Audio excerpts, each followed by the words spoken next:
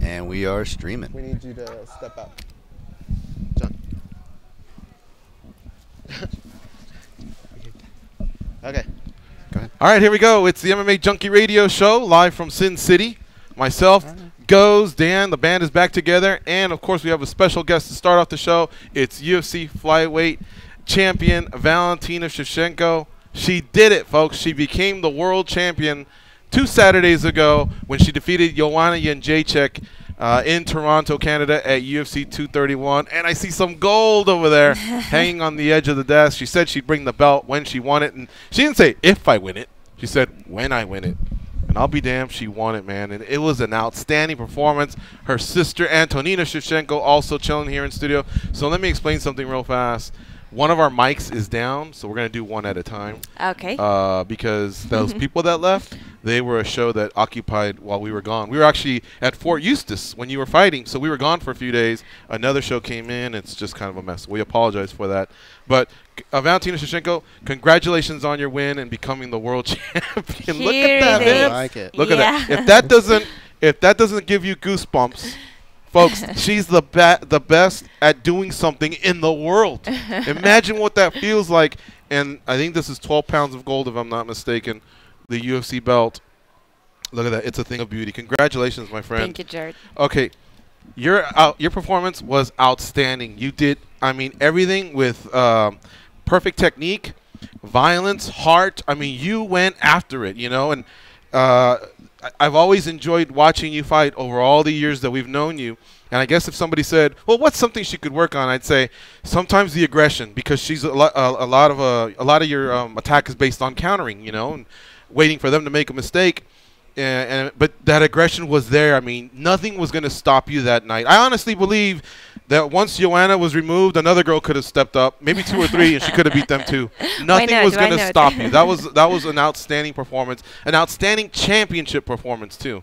Yes, I really happy that my belt came from this fight, not the other fight with some like unknown opponent or something, someone who not in the on the same level. But I'm very happy that it was in the fight with Joanna, because we already have a lot of history with her, and I know her is like really professional and good, very good fighter for how many, 12 years? Yeah.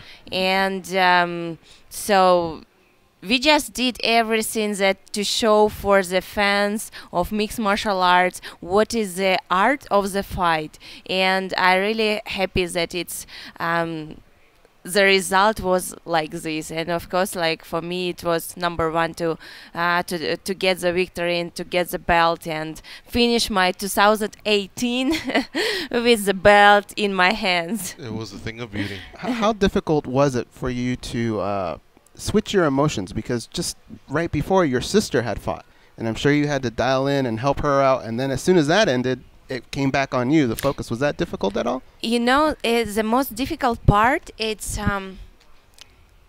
when, for example, Antonina was fighting, she was fighting first, then 1 week after her, me.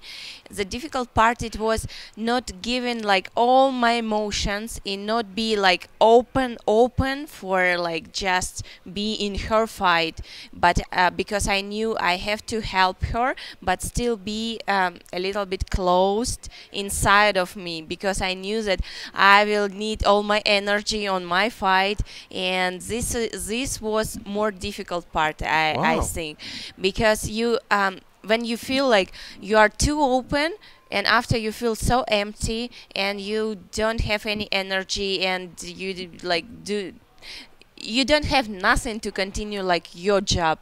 But I knew I have to make like to divide it on half and half, give enough energy for Antonina to help her, but still keep my energy for my fight. Physical and emotional. I think emotional is more important in this part, because physically I was like all this time very good and in good shape, but more important in this moment it was emotional. See, we were at Antonina's fight. We were there watching. And it's interesting you say that, because every time Antonina was throwing her strikes, hey, I know your corner likes to say that, right? I was hearing that. You had the camera phone. You were smiling.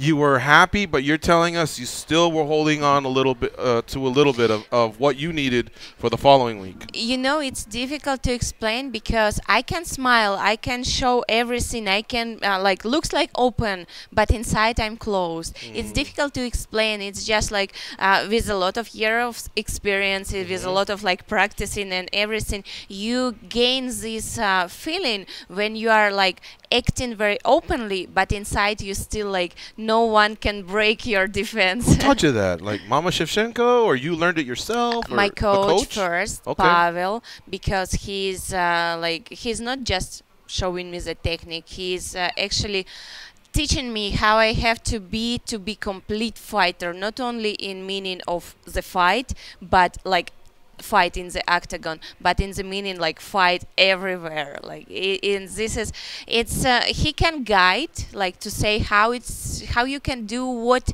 but you have to figure it out but by yourself how it will work on you.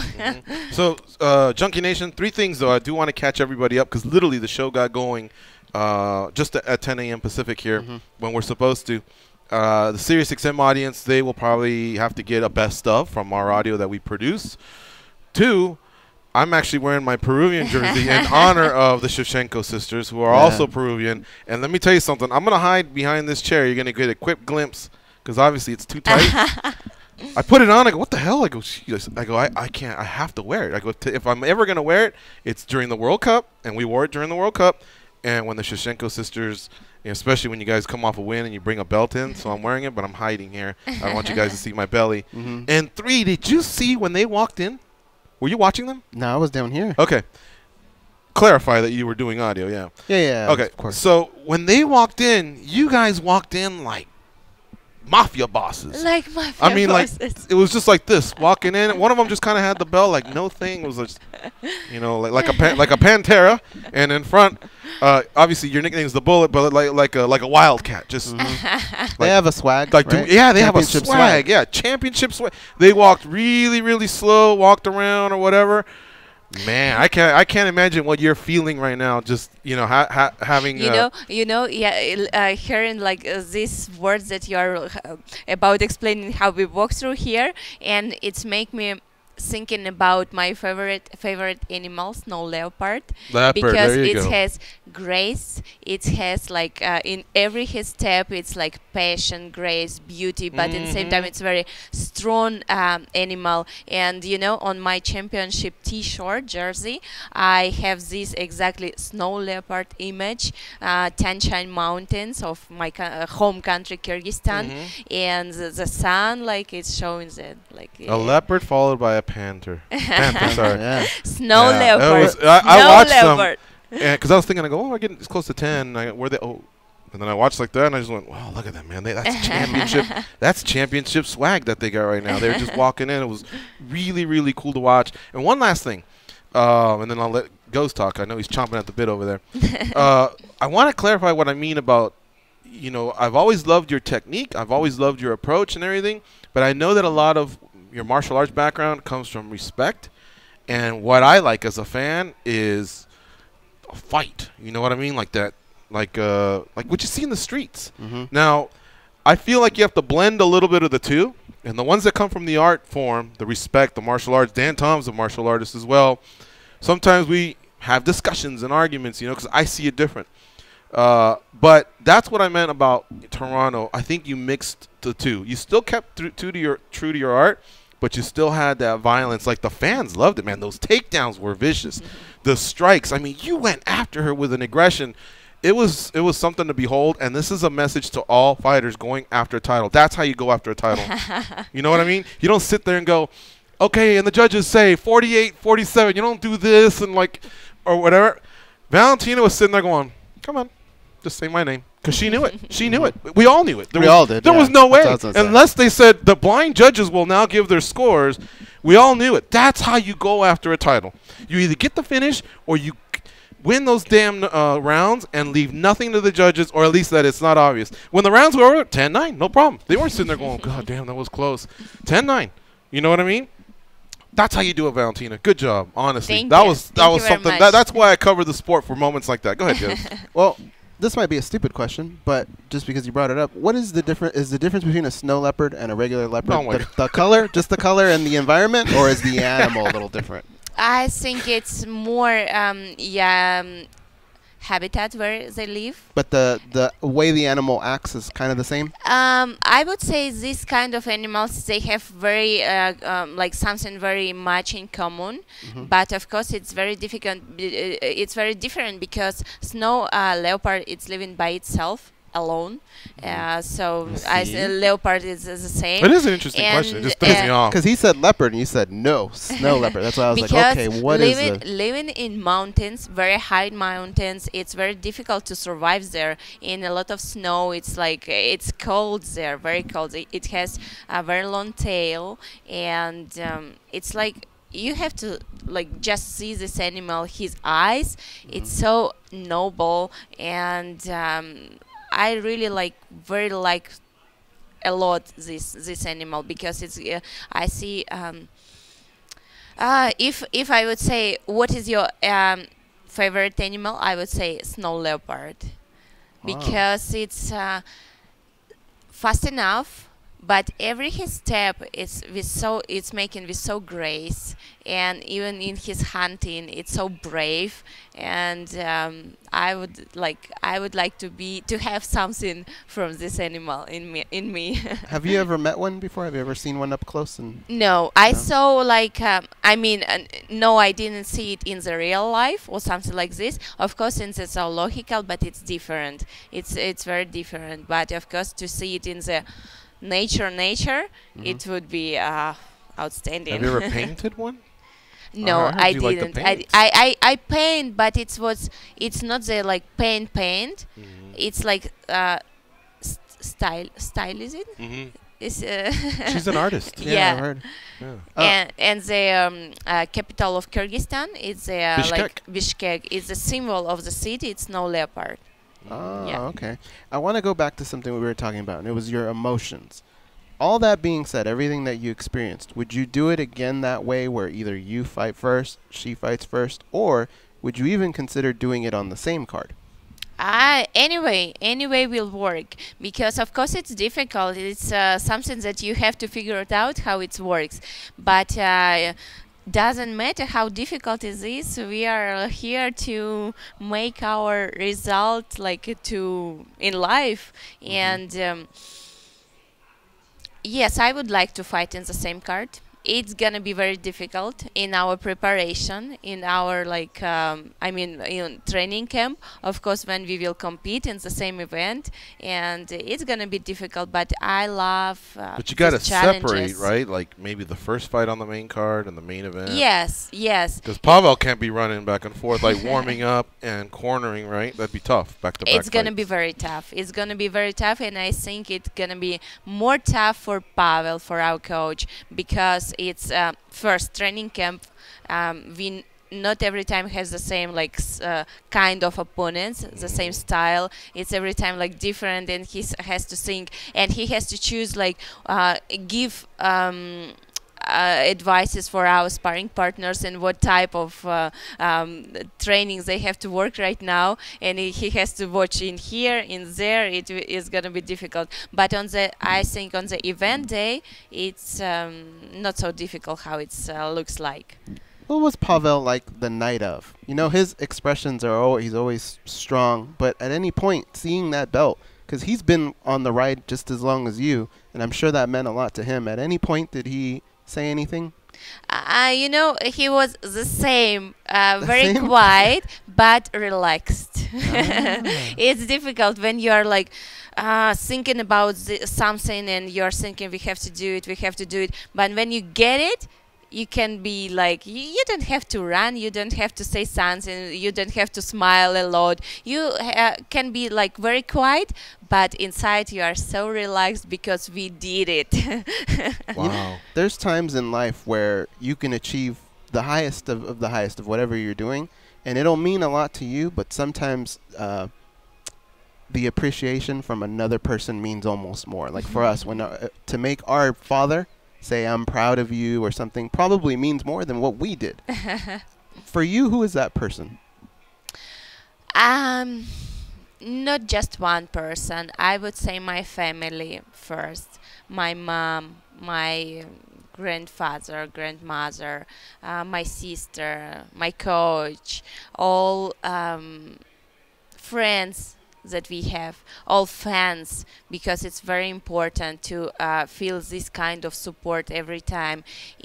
More like I appreciate that doesn't matter who I fight, everyone like go with respect. Even the like opposite camp, they are not going too crazy about insulting or doing something like this. They are like going with a lot of respect, and this is for me everything, because of course we are fighting not just for us, not just for our family, but also number one for our fans. Did you hear anything about the countries of Kyrgyzstan, Peru, the reactions that they had there? Were a lot of people watching in those places? Of course, yes, I received a lot of congratulations Yeah? from everyone. A lot of friends from Peru, they said like we was watching in the fight in some bars, or they are going to some houses and making their own party. In Kyrgyzstan it was early morning, and my mother, she was looking fight with our grandfather and Oh, his wow. students of Kyrgyzstan Muay Thai Federation, and everyone was happy. And she sent me a message that one of his students, he was in like open market. We have like huge open markets, and they like make the announcement in full, like for all people about the victory. It was Wow. fun. It was funny to receive all this. We've seen fights news. in Bishkek before. Technically, we were there for Yeah, Manis Air Force Houston. Base. it was on the Manis Air Force Base. But I'm curious. We went to in Bishkek. We went to an area where the guards stand there for how long? Like I don't know. 2-hour, 4-hour Yeah. shifts or something Yeah. like that, And and they then they have the change. changing of the guard, and Yeah. they kick their legs up high. Are you talking like that? They made the big announcement there, like publicly, No, or like a shopping mall or something? no, it's like a shopping mall, but you know, in Asian countries, the open market, it's like huge place when it's Oh, like a supermarket. like a supermarket, Okay. but open. Gotcha. But open, without no roof. Yeah. And the more important, after the fight, and the same night in Toronto, I get a call from the president of Kyrgyzstan country. Oh, I think I yeah. did read that. Wow. Yeah, and he said like, "Congratulations, Valentina. We are very proud of you." Did they go, "It's the president," or did you go, "Hello"? And you like, did you answer the call, or did they tell you it was the president? No, I answered the phone, and because it would be very unexpected for me to get the right straight call. Of course, they introduced it for Wow. me to know what to expect, and then he congratulated Did the me. Peruvian president call? No. Well, we'll make some calls. Yeah, I'll call him right now. We'll during make the some break. calls, and you'll get a call from the Peruvian president. Do you want to call from the Peruvian president? Of course, yes. All right. Man, this is I still can't get over this journey. My cousin Hugo called me about 5 years ago. He goes, "Primo, tengo en mi academia hay una chica, no, or something like that, que pelea Muay Thai, es muy buena." So he's calling me saying, "There's someone in my academy that's awesome, and she's fought in MMA before, Liz Carmouche, but I've seen her fight because I think it was for one of the Peruvian fights you were having." And he goes, "I'm telling you, she could be a world champion." And I remember thinking, come on, man, like, Because a lot of people say that. yeah, we would have heard by now, if there was something. But send me like 3 or 4 YouTubes. And I remember watching you come in, and you were very entertaining, because you know how you do the dancing and the costume and everything. And I go, wow, she can strike. And then I looked you up, and your Muay Thai career was amazing. So I had seen all that, but I go, well, she hasn't fought much in MMA in a long time, But then I noticed your age. Everything was so young. I go, wow, there's still time here, Mm-hmm. And I remember telling Lion Fight, and at the time, now they're LFA, but they used to be Legacy. Legacy Fighting Championships. So they were LFC and RFA. And everybody was like, oh, okay, thank you, but nobody did much with it for like 2 years. And then finally, I think Legacy finally Legacy, yeah. brought you in. I started with Legacy fighting in US Yeah. in 2000. 15, I had first fight with them. I fought 3 or 4 fights. It was K1 and MMA, and then after Legacy, it came UFC in 2015. Yeah. What a proud moment for Peru, and my cousin was watching. He had a big fight party as well. But he always tells me, I told you, you know. And go ahead. Well, no, I was going to ask her, it seems like even to this day, there's still so much to unpack from that night. You know, all the different countries involved, yourself, everything that came with it, even your sister's win. I would still be celebrating that. Is it difficult to even think about the next opponent and what's after that and all those type of things? Of course, now it's not, because my life is continue. It's not the point where it's like stop and what else after this, I don't know what to do. No, I'm not at this point. It was my belt. It was like very huge achievement for me, but I have to move forward. I never will stop on one place and think like, that's it, that's over. No, never. Of course, for my plans for the next, it's to defend my belt as much as I can and just to hold it as much as I can. And of course, I want to go and fight again as soon as I can, because I'm healthy.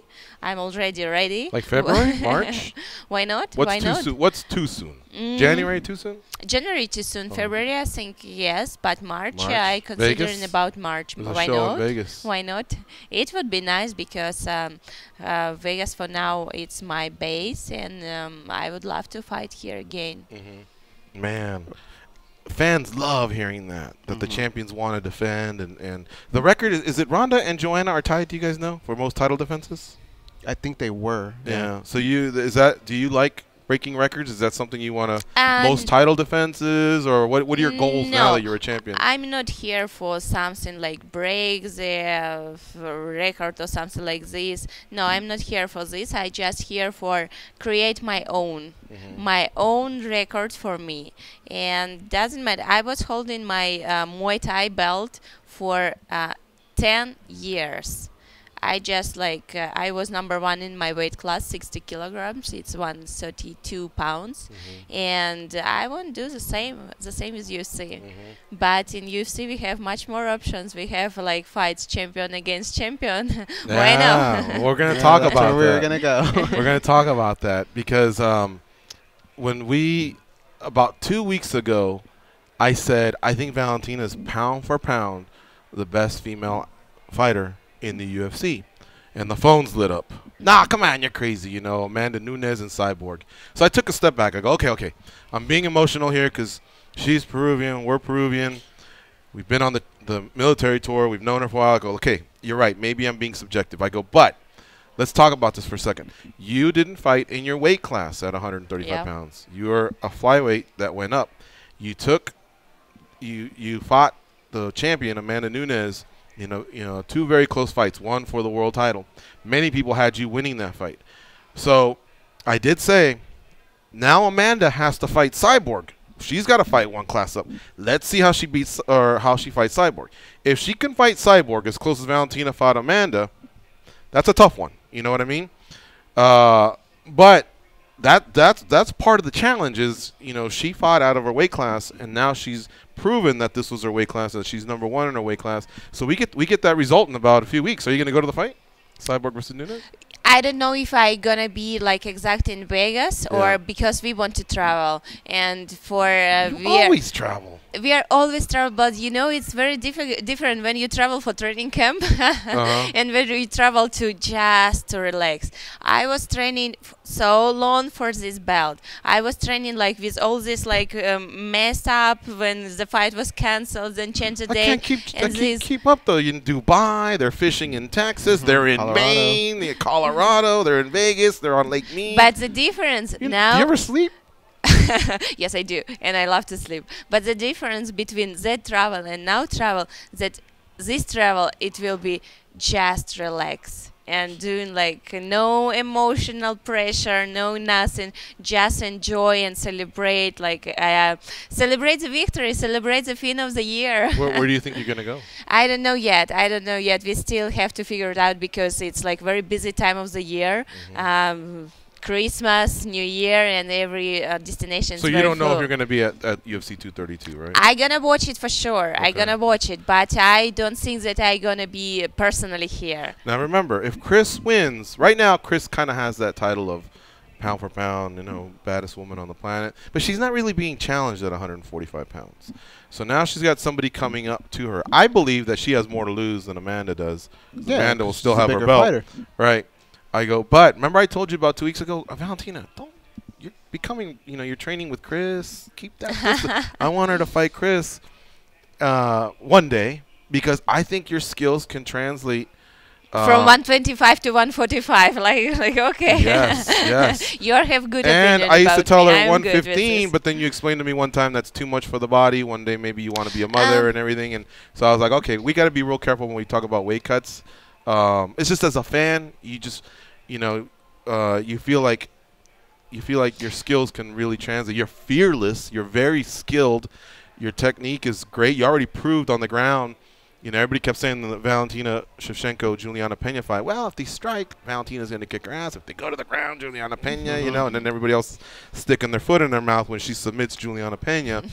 So, and this is all like a little bit of crazy talk, fantasy talk or whatever. But I that's just what I feel about your skills. I think I appreciate it. And there's a chance for history here. You know what I mean? But you got to do whatever you want. And I'm glad you brought up champion versus champion. It seems like you're open to it. Yeah. Now we have like about 115. Yes, you are right. Like theoretically, and I could do it. I can cut to 115, but it's like for making it work, I will have to do it like for maybe 1 or 2 months with the diet, no going to like don't eat as well, nada de lomo saltado, nada de eso, nada de tres leches, nada de tortas. It's I gonna make it, but having 125, what for? Right. I feel very good in this weight class and very natural for me. Like finally the weight class where I have to be and like just show myself and my technique, my everything. Right. And that's why I was thinking like, why? Does do you think Jessica I deserves the next shot? She's number 1 in ranking right now, so I think why not? Because she deserves. She fought. She fought with Caitlin. She won her. So I think everything is like it has to be. In March, that'd be interesting. Who's on the March card? That would be fun. Is that Tyron and Colby maybe, or Tyron and Kamaru? Possibly. That's the thing. Can I ask you something about the Amanda fight real quick? Yep. When you watch that fight, are you going to be cheering for one over the other at all? Because I know you're closer to one, but then there's also scenarios that can play out as well, right? In this fight, I definitely support Chris Cyborg. This fight, because Chris Cyborg, she's my friend. We train together, and I see, like, if we would say about technical skills, maybe the girls, they have the same level of the technique, but Chris, she has advantage in her endurance, very huge advantage, because she's training like very fanatic person, and the most important, she is not tiring. She's in the morning running marathons. After a marathon, she came to the training and do like her work and like hitting pads, sparrings, and she feels good. She's not tiring. She has power to push her forward. So in this fight, of course, I will support Chris. This belt at home, where does it sit? In the most important place, the most visible place. Like on top of the TV in the living room? Yes, it is. Exactly. Wow, that's cool. You guys, can I pass it to them? For sure. Yeah, okay. Johnny Hendricks, he didn't let people touch his belt. No? Yeah, No. He let us, because he said we knew him from the beginning, so we were part of the journey, he said, right? Mm-hmm. But he a lot of people would take pictures with him and they'd say, can I touch it? And he says, no. This is special to me. When he explained it, it sounded more cool from his end. I remember going, oh, okay, I respect that. Mm-hmm. So, yeah, that's why I was asking. But, all right, yes, here we go. You This is the can UFC touch it. flyweight title, won by Valentina Shevchenko at UFC 231 in Toronto, Canada, over Joanna Jędrzejczyk. It is the authentic belt. Goes already knows why. But should I tell Junkie Nation? in case you ever meet a world champion, there's a couple of different little latches here. And that's why Dana White can put it on very smooth. But there's a way to reinforce it and put it on. If you ever see one without the extra latch, then it's not and the there's belt. something on the Because inside they, you know, too, they, right? they want to keep it at home, so they'll give them what's like an alternative belt. But this is an authentic belt right there. Yeah, this is really, and it's way heavier, right? I can smell the leather too. Wow, man, that's my cologne. Oh, that's your cologne. Yeah, Okay. that's my cologne. You want to hold this down? Yeah. Okay. All right. There you go. Look at that. Now And I feel she- bad that It's she had to good, carry yeah, it this good whole one. time. And she beat another great fighter. Joanna Jędrzejczyk is a great fighter, man. The greatest strawweight ever, or you know, I mean, maybe Rose might have an argument now because she's beat her twice, but one of the greatest champions the UFC's ever had, and you beat a great champion on December 7th in Toronto, Canada. Did you talk to Joanna after the fight or anything? Yes, we spoke briefly, but after the fight, it's like you never have enough time because you have responsibilities with media, with like USADA is following you like every step, and yeah, we just spoke briefly, and we did some like comments for our posts, like, and I every time saying that Joanna is a great fighter, and she already showed for everyone how good she is. And one more time, I'm just very happy that my belt it came from this fight. Not that just like regular fight with regular opponent who were like no, but in all my career, I was wanted to fight with the best ones and to get my titles from the real challenging fight, and this is how it's worked for this championship, and I'm very glad that it was like this. That's awesome. All right, we do have to take a commercial, so let's do that. When we come back, we'll talk a little bit more about the painting that I mentioned earlier. And she was cornering her sister Antonina, and then Antonina, hopefully we can bring her in as well so we can talk to her. She got a win at Tough 28 finale 1 week before and then became a cornerman at Valentina's fight. Cornermen or corner women? What do we say? I don't know. I think in this case Corner we women? said corner woman. Corner Yeah. woman, corner woman the following week to her sister. So that was an interesting journey. Fight corner woman, corner woman fight for both of them. So we'll cover all that when we come back. It's MMA Junkie Radio on Fight Nation Channel 93.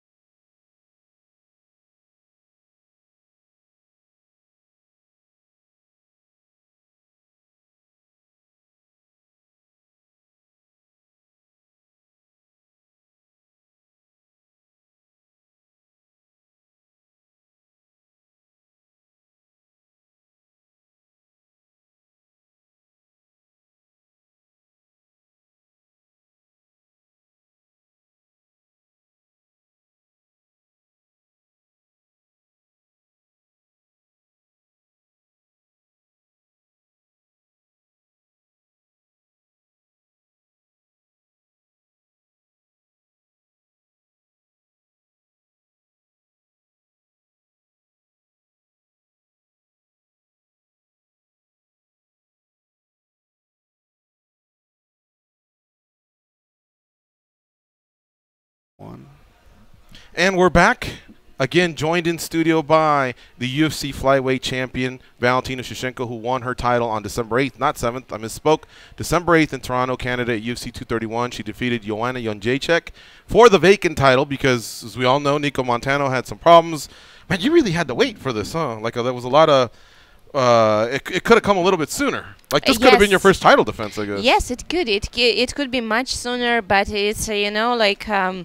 with having this kind of person who are trying to avoid the fight, doesn't matter what they have to do, like delayed, and then even fake their like some health issue in like I don't see it's a good example of the person, example for someone who are like young generation they have to look for, and I am like not thinking that it's the right person to be in this place, but doesn't matter. It's already in the past, everything, and now we are just moving forward and just. Yeah,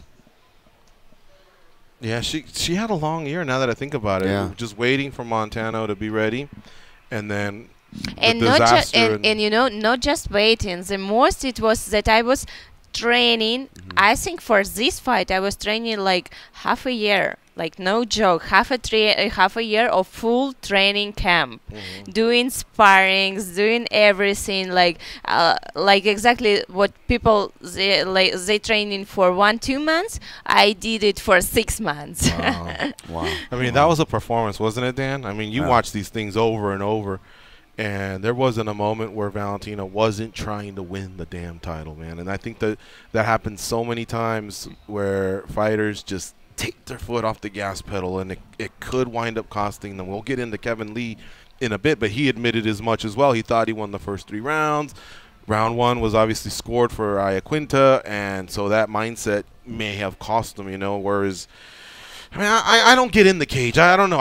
But we have to do our job, and I try my best. And all I know is I can cite many examples of fighters that try and win every round. You know what I mean? And when you're out there trying to fight, I mean, if you lose, the setback can be 18 months to 2 years because now you're the number 1 contender. Now you're number 6, right. And everybody else that won is ahead of you. And there's injuries and there's holdouts and all kinds of things that you just never know when you're going to get that shot. But anyway, I'm off my high horse. Go ahead. That's okay. Yeah, that's a separate. Welcome, Dan Tom, the fight analyst. Hey, I was going to say that's a separate argument if you want to talk about that, which actually wouldn't be a bad conversation considering we have one of the most elite counter fighters here. And kind of we're talking about, judges scoring. It's an argument, Valentina, we constantly have amongst each other, callers, anybody in the sport. Fighters obviously have their own issues with the judges scoring. And part of it, it's so upsetting because personally, I like counter fighters. I can relate to that. And I get really upset when the judges they don't necessarily score that correctly. I know you've had your own issues with that as well. In my case, the most that judges, it's not about Counter-Strike because I'm not just a Counter-Striker. I just apply my game accordingly with the movement of my opponent. Right. If I have to counter her, I do it. If I have to attack, I do it. So it's not just like I can just Counter-Strike. No, I can do everything, but it's all depends on the action of my opponent. Right. But the most reason why judges they are mistaken sometimes in their decisions when they see my fight, it's because of speed. Sometimes they just can't see the punch. Yeah. It's like if they cannot see like this punch from the hard distance, like wow, going like this, they see it. But when it's go very fast and quick and it's pa pa pa pam, they just like okay, I just miss it. I agree, and I didn't mean to say that all you can do is that. That's not what I meant, but. To the point we're talking about, you're very right. It's the speed, and maybe that's the reason why I say, and I don't want to paint a broad brush and say just counters, but the reason why I say counters is because counters usually happen at the end of an exchange, right? And if an exchange is going very fast, like your exchanges go, like you're exactly right. They don't see it. They don't see it. And back to the previous point when George was highlighting your performances and naming the things you were doing really well, I was going to say one of my favorite things she does well is her spinning attacks because most people. They do spinning attacks for show. Most fans perceive it. Oh, that's just show. Maybe they're trying to win around with the judges. They're doing it offensively. But not only does she spin well, spin accurately, but she does it as a counter. It's so beautiful. You know, people will try to get off to a weak side off you, and you have an answer for them right away, and you never miss it. And that's so impressive to me. It's as a spinning kick, I very love because, and you know, the great for me is that I did like few knockouts with the spinning kick. Yes, that's why I feel the power of this kick. I feel how it can be, how it can hurt, and why I came with these spinning kicks. Of course, one is because my background is taekwondo. I started with taekwondo, but when I grew up and I was little girl, I every time watched fight of Benny the Jet Orchidis. Oh, my favorite, yeah, his spinning kick. Oh, it's wow, something amazing. He's every time he's like how he fighted and what hard he put on his fight, his dynamic of the fight, and of course spinning kick. Benny the Jet Orchidis. Wow. My favorite fight, Benny the Jet Orchidis versus Eddie Aikao in Japan, 1978. Yeah. What, that classic? Well, people go watch that one. It's it's an awesome fight. And you know, the most like exciting thing for me is that last year in 2017, I finally had a chance to meet him personally. Yes, and we had like good conversation. We went like in a restaurant. It was Thai restaurant. We had a lunch with him, all my team, and just, you know, it was so motivating to hear from him what he felt in that time when he fought. He was like first fighter who traveled like internationally to fight with some like foreign fighters and do all this like in the great shape, and how he was feeling inside him, because I watch it from the TV, I watch it from the videotapes, and it's totally different how he has his point of view on all this, and it was amazing. I'm very proud and very happy that I know him personally. You like his pants, don't you, that he fought in, right? The karate kicking pants, those are awesome. The gloves. Oh, does he follow your career? Yes, he is. Yes, he is. But you know, like the generation before, they are not too much like in the modern world about like all. Now it's everything internet. You have to move. But the like generations that before, they are more a little bit out of that. Right. But still on the point. Oh, wow, that's cool. Man, all right. Now I want you to talk about your sister, and you've discussed this. But we need to remind everybody every 6 months, there's no way you two are ever going to fight. So what's going to happen in the situation? Because your sister just won. Yep. And we're discussing Jessica Ai as being a potential opponent, and she's 2-0 as a flyweight. Well, your sister can be 2-0 in about 2-3 months. Yep. So what have you talked about what's going to happen? Is that where one of you moves the division, or how does that work, I guess? I'm going to keep this belt before she gets the #1 contender. And then I will have a choice to choose what weight class I'm go. Okay. And what? So if you're saying which choose between bantam and straw? I think I go more to bantam because I have a reason why to go there, because I still have unfinished business with Amanda. I'm glad you said. Okay. Yeah. So fighters that are 0-2 against somebody, it's really tough when they've lost titles. Right. Like Joanna has a tough case against Rose because 2 times she lost in a title fight. One of yours was not a title fight. Yeah. And at the same time, it's what you do afterwards. You know, you start building a case for if there will ever be a third one. We just recently had Tito Ortiz versus Chuck Liddell, but that was 8 years later, and it just didn't matter as much. But another thing I liked about your performance against Joanna was, I think it helped build the case for, because you were so dominant in the fight, and if the same goes for your title defenses, I think it will help your case to get that third fight versus Amanda at some point. You know, there's a few little interesting factors there that are different from like when Silva lost to Weidman, 2 title fights. Jędrzejczyk lost to Rose, 2 title fights. Shevchenko is on record for losing twice to Nunes, but only one was a title fight. And you know the most important that the last fight I didn't lost it. It was just of course it was difference of the sizes, and you cannot just go with like, okay, I will kick your ass like right now. You just cannot go because there is a person who much bigger than you and heavier than you. But if you like open and see the fight again, you will count all strikes, everything. It's go to my side. And just one reason why judges has this doubt in their head, it was the takedown of the last round. And more like, you know, I'm like, I started this takedown, I did it. She was slippery, and she was like, it was 5th round. That's why she takes the chance to take my back. And but totally, she did nothing in this position. She did nothing. It was just holding position. And this is why judges, because she had belt, I was like contender, and they were like, okay, it was not so clear. But you know, if not this takedown, it would be totally different story. And I had belt in bantamweight. I would have it like a year ago. And that's why I said on record, because I know you felt very strongly about the fact that you won it. I also mentioned earlier that many media outlets scored it for you. Yeah. But I did have to mention that on record that's what the result is. Yeah. Just wanted to add one thing to that. And for what it's worth, for whatever it's worth, I scored it for you with and without that takedown at the end. I still thought it was enough regardless. But I understand. I understand it perfectly. But I just want to ask one more thing. And you're not one to make any excuses at all. But you did hurt your hand, I believe, your finger, right, in the very first round. In the very first round, in the Which maybe one? It was this one. Okay. In the middle of first round, she was kicking, and I blocked it, and I felt like something went wrong, and I couldn't close my hand, and I like, okay, this is the bad. Nunez fight? Yes. Oh wow. And that's still carrying over a little? One, yeah, this one.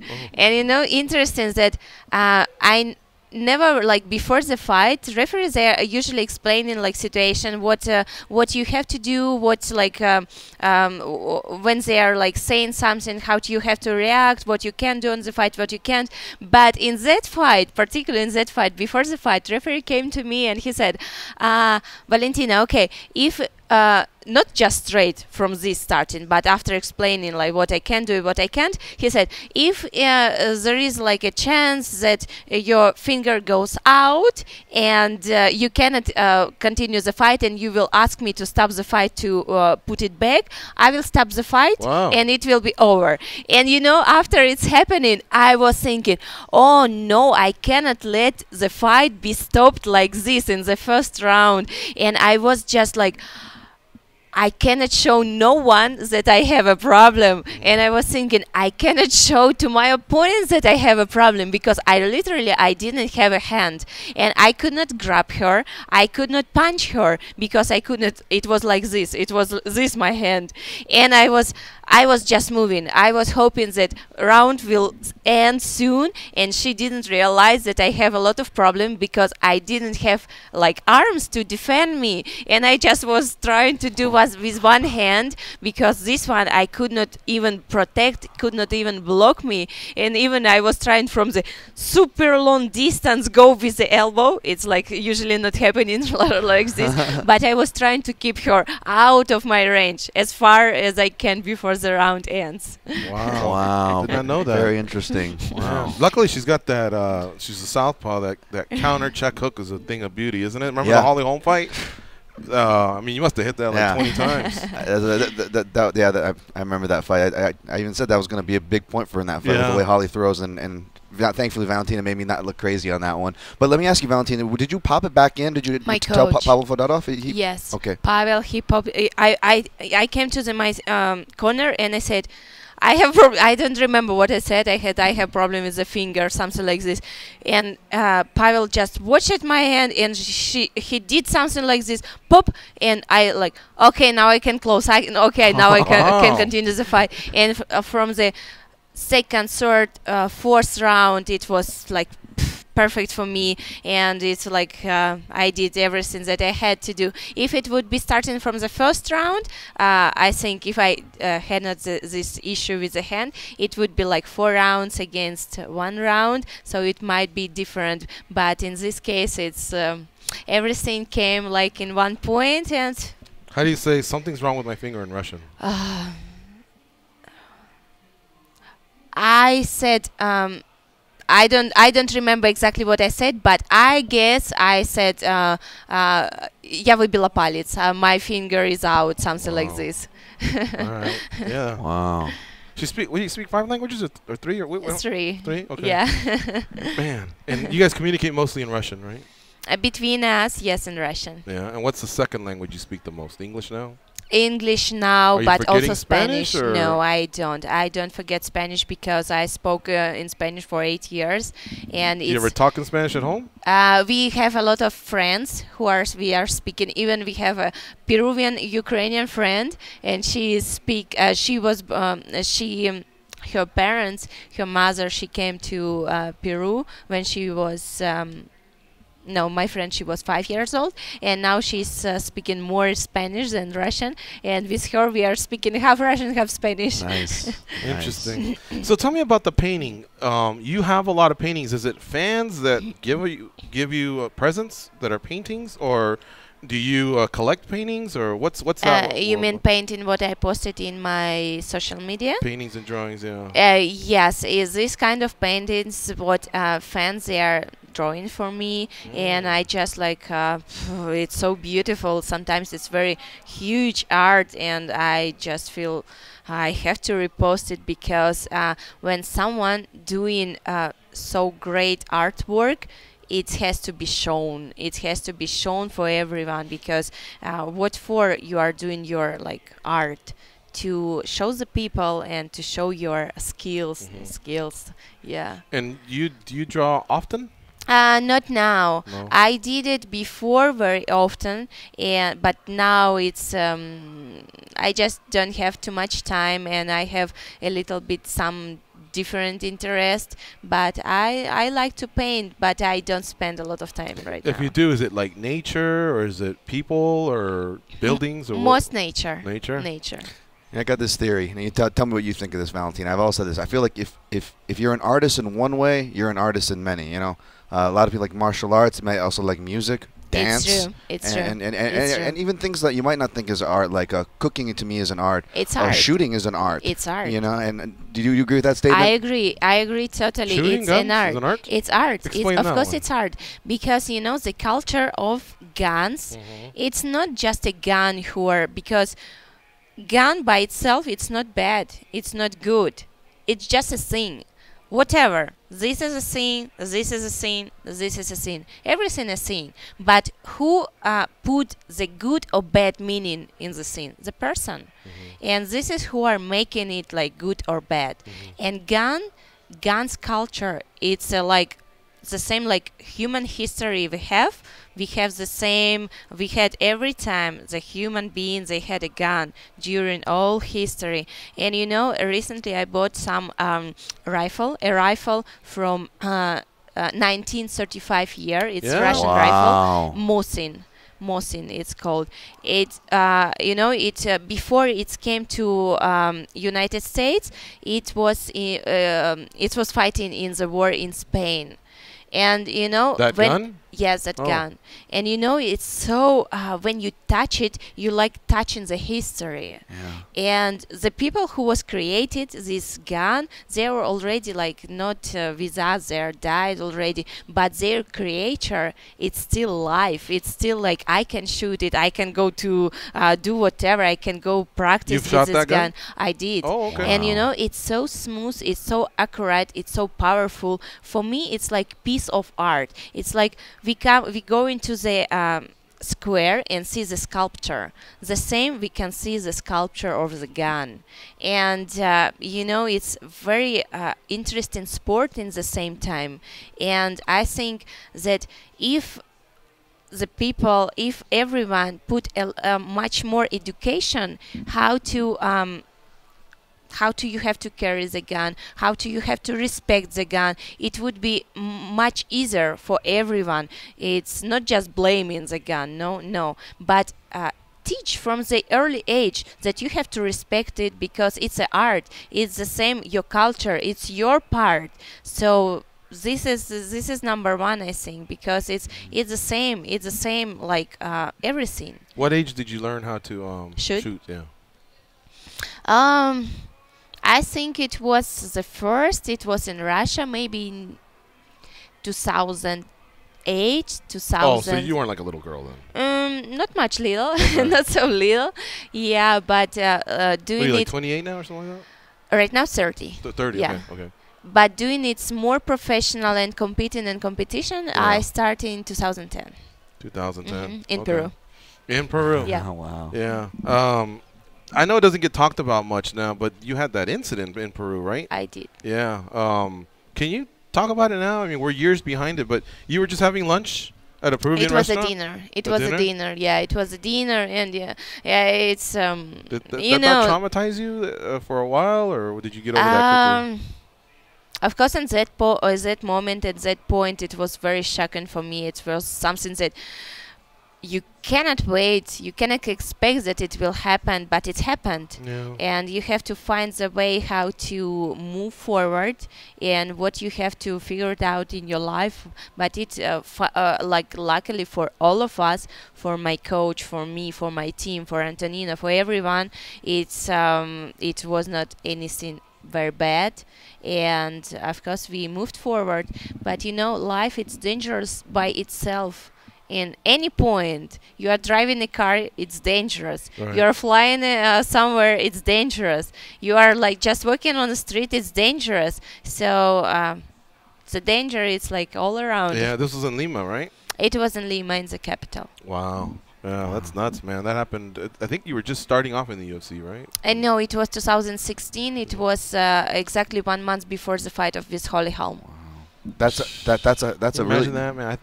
Somebody pulled a Yep. gun on me. I remember hearing that. I'm hiding Just- behind Valentina. Shoot him. Well, she sounds like she has a healthy attitude. I would just, I've shot a couple, but it's they scare me more than anything. I'd have to train myself. Do you shoot guns? I have before, Yeah. just like skeet shooting, rifles, shotguns.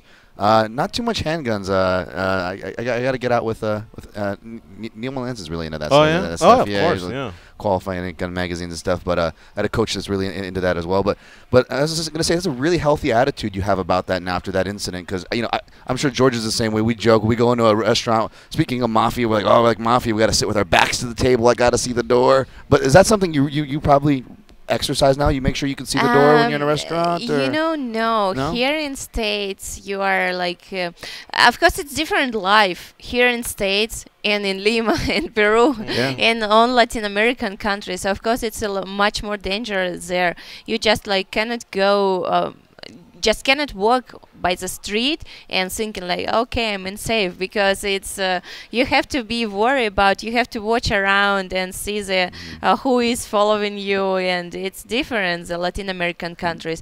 Of course, here I come and I very relaxed because I know it's probably nothing gonna happen. But when we lived in Lima, you have to be just like have this attention with you. It doesn't mean that you have to go in scared or something like this. You just have to have this attention and everything will be fine. But it's like every experience, it's teaching you something. And it was experience that we have, and I'm very happy that my coach, he's in good health right now, and we are moving forward, and we are making our achievement, and we are not stoppable. Pavel's so chill.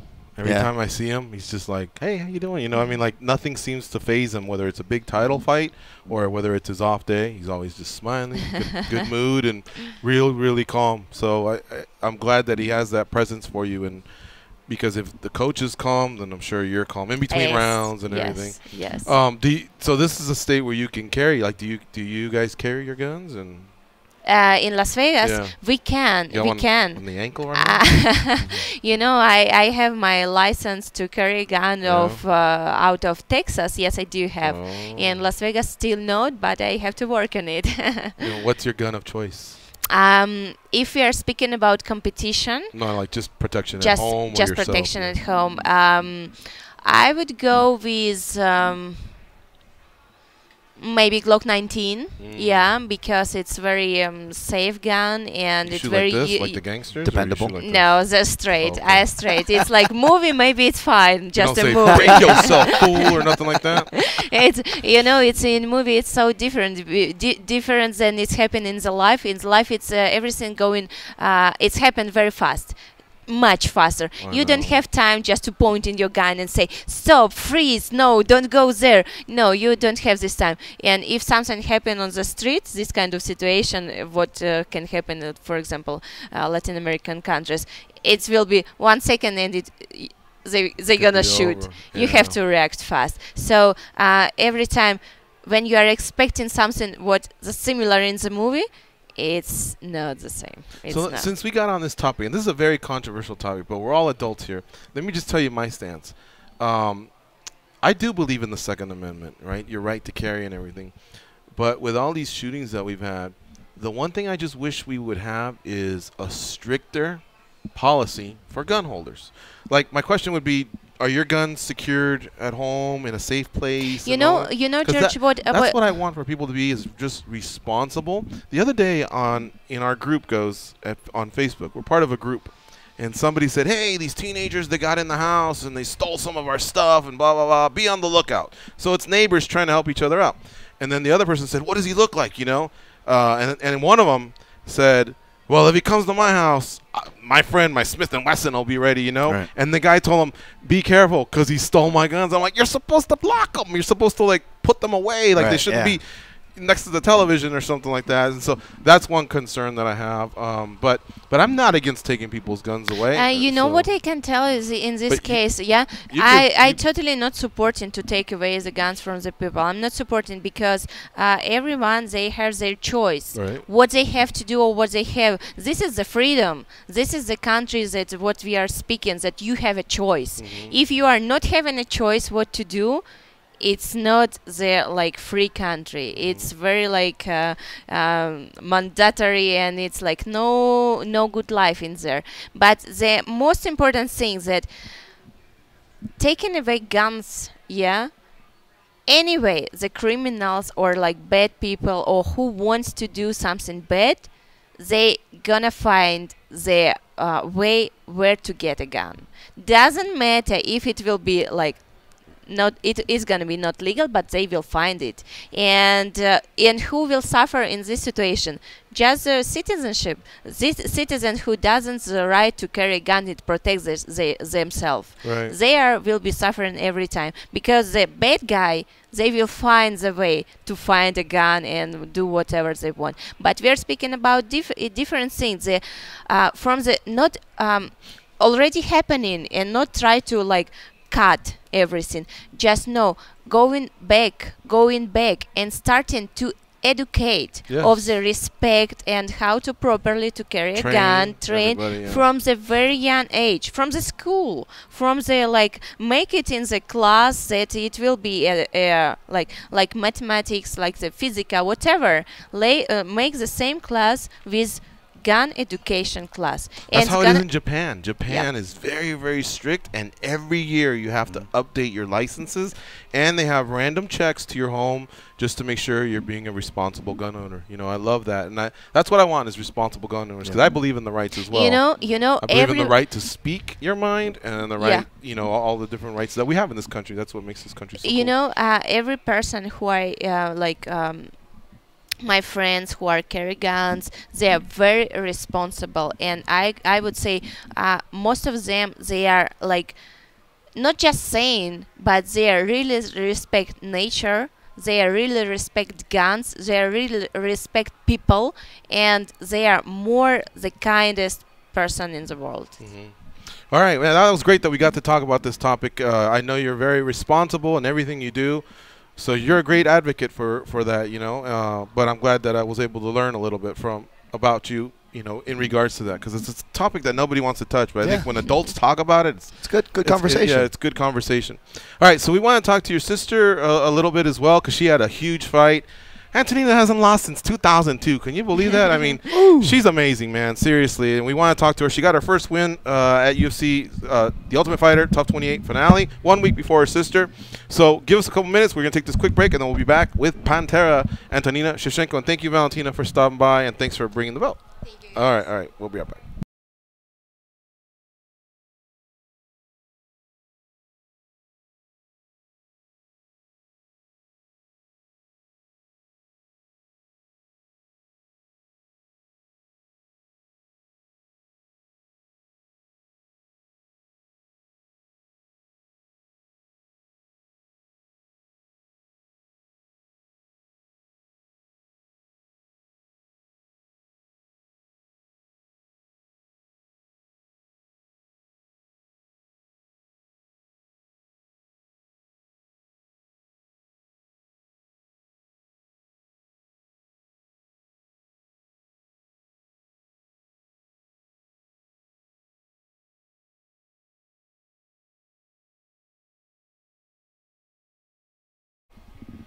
All right, we're here with Antonina Shevchenko, Pantera, who got a win at Tough 28 finale 1 week prior to her sister becoming the UFC flyweight champion. Welcome back, Antonina. Congratulations on your win at Thank Tough you. 28 finale.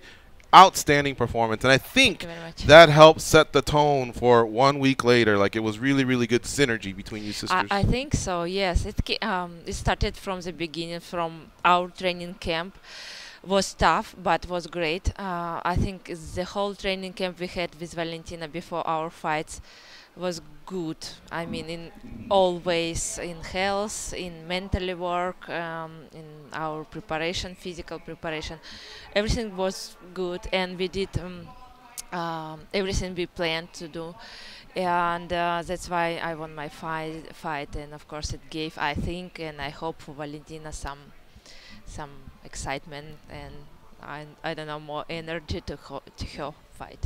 Did you hear what she was saying in terms of the only thing she felt, I guess, bad about was she gave you everything she had, but she had to hold on to a little bit of everything. Of course, yeah. Because she was fighting the following week. So Yes. you understood that? Because to me that was fascinating, you know what I mean? But did you understand what she was saying? Oh yes, totally. Because before, when we fought together in Muay Thai, it was sometimes we fought in same day, and we fought like Valentina fight, I fight the next fight, or in one fight. So we fought like just together.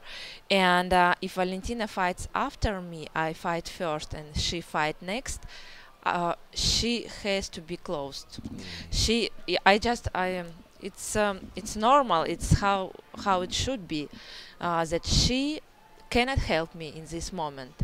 If she will, she will be like shouting for me or screaming for me. It doesn't help me, because I'm in the ring only one, and my coach who is helping me, and she has to be concentrated and focus on her fight. And if she wins this fight, so it will help me in other ways. So in this fight, when I fought this time, it was the same, like a little bit different, because she fought next week, not the same day. But anyway, the program that we had, that I fought in Las Vegas. Yeah. She was all the day with me, on the warm-up area with me, all this time with me.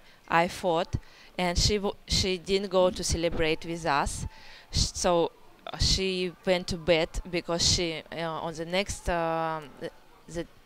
day she had training in the morning, so she didn't celebrate with us. I think maybe 10 p.m. she was already in the bed. Yeah, I was watching. I'm sure you've been able to see the replays, but the TV doesn't cover every one of the angles. But it's interesting to watch her when you're fighting. I've been at Dana White Contender Series, and I was at your other fight, and she's got these nerves mixed with happiness. You know, you guys are so close. Yes. You know, like when you guys take the pictures, and then I watch, and there's like such a strong embrace. That's very special, for one, in general, for sisters to have that. But the fact that you guys are on this journey together, that's unique. Yes, I'm very happy that we have this, because we are only two sisters, and she's my best friend, and she's my best supporter and everything. That's why I'm very happy that to have my sister so close, and all journeys that we had through our life, all our fights and competition and trainings and travels. I think it made us so close now, and we just You guys ever support fight? each other. You guys On ever the argue? training, yeah. I mean, Like, hey, where's my hairbrush? Did you take my brush or anything? Or it's no, I think every situation we can resolve Yeah. without arguing, because I mean, we just understand things, how it works. I mean, the small things, they are small. The big things, they are big. So we are just, and she's my little sister. I let her have everything she wants. If she wants something. so she plays that card on you, huh? I'm fine with it. Oh, okay. When's the last time you guys argued? I don't know. We didn't argue it, I think, because I mean it doesn't have sense. I mean, I don't like argue with my sister especially. So Does- I does- don't allow me to argue with her. Oh. It's I feel like she's a doesn't nice make big me sister. happy. Yeah, she is a nice big sister. She knows she's got that little advantage of being the younger Ah. sister, right? I don't think she uses this too much, Okay. but if she use, I'm fine with it. Okay. I see. Man, that's cool. Well, you know, you won your fight. You're 1-0 now. If you count Dana White Contender Series, 2-0 under the UFC banner, 1-0, you know, on actual UFC fight card competition. Do you want to fight frequently, or do you want to space out your fights? It sounds like Valentina wants to fight frequently. What about you? Yeah, me the same. Me the same. I want to fight frequently, and especially after fight, I didn't have injuries. I don't have something bad with my body, so I'm healthy. I feel strong, and of course, victory gives you more motivation, more energy for another fight. And yeah, we are speaking now about probably February, March. To find a fight for me, opponent, and so we'll see what will happen. And now you guys have relocated to Las Vegas. Yes, we are Okay. here. You like it? Yes, I like it very much. I like everything about Las Vegas. The weather, no winter, no real winter, I mean. We have a lake here, very beautiful lake, Lake Mead. And yesterday, or day before yesterday, we had one photo shoot and we needed snow. So I Mount think Charleston? yes, 1 hour drive and we have snows and trees and mountains. And Very the UFC beautiful. PI. I mean, UCPI helps very much. So of course, big part our trainings, we have all support there for us, and it helps a lot for sportsmen, for fighters, for us. Yeah, everything. And Las Vegas is not this huge city when you have all traffics and waiting. True. Right. That's why that's I like very much also. And yeah, Valentina said that you guys were treating Vegas as like your base camp, and you said the UFCPI. Obviously, we know it's a great a resource for fighters. Is that where you guys are going to be based out of before you do your focus camps for fights, or is there gyms around town that you guys have been able to use as well? Because there's a lot of fight gyms here in Vegas. I know, but UFC PI is just perfect it? place. Yeah, it's comfortable and has everything. So this is the base for us. And you and your sister are also have always been really good about. We talked to you last time about bringing people into your camp for what your specific needs are, right? Yes, that's right. Because of traveling and everything, with different in different states, we work with different gyms. Usually, they are our friends with who we met before, and of course, they bring people and sparring partners from different gyms, and people who hear that we are there and doing our training camp, they come in to train with us to do sparring. And that's why we have different type of sparring partners: tall, short, wrestler, striker. Nice. Everything. Good. Man, this is something else. She's 7-0 in MMA, Mm-hmm. 39-1 in Muay Thai, in kickboxing. That's amazing. And I said she hasn't lost since 2002. It was 2003. You have an incredible combat sports career. Thank And you. then Yeah, matching up with your sister, the two siblings are, I mean, this is something else. Your mom must be very proud. yes, she is proud, of course. Yeah, especially after having this UFC belt. Yeah, we waited it so long, so much. We were so excited about this fight with Valentina, and finally we have it. So beautiful belt. So yeah. Another thing I wanted to tell you was, since your fight, we may have told you this on the phone because we talked to you another time, but since your fight at Dana White Contender Series until The Ultimate Fighter, you improved a lot. You know, you every fighter keeps getting better, but I noticed you had a lot of aggression, and everything you were doing was just, you were 1 second or half second faster than your opponent. So it seemed like you were very well prepared, and you know, I don't think the Shevchenko sisters really get nervous. There's too much. You guys have had too much competition to get nervous. But Dana White Contender Series is so different, you know, because everyone's so close and Dana White's there, and like, I gotta win to be in the UFC. But I noticed that this last fight, at Tough 28 finale, I felt like that was the Antonina Shevchenko that everybody can expect going forward. The one at Dana White Contender Series, it was a little bit hesitancy or whatever, but you looked phenomenal. Thank you. But you know, of course, every fight makes you better because preparation, fight, and everything. So after each fight, you are better fighter. Yeah. For the next fight, you are better fighter, and you prepare. Like in this that you had, you add more for another fight. You come through fight and you add more in your preparation and everything because you meet different opponent, you preparing for different opponent, different work, you doing different work. Of course, you are better and better and better.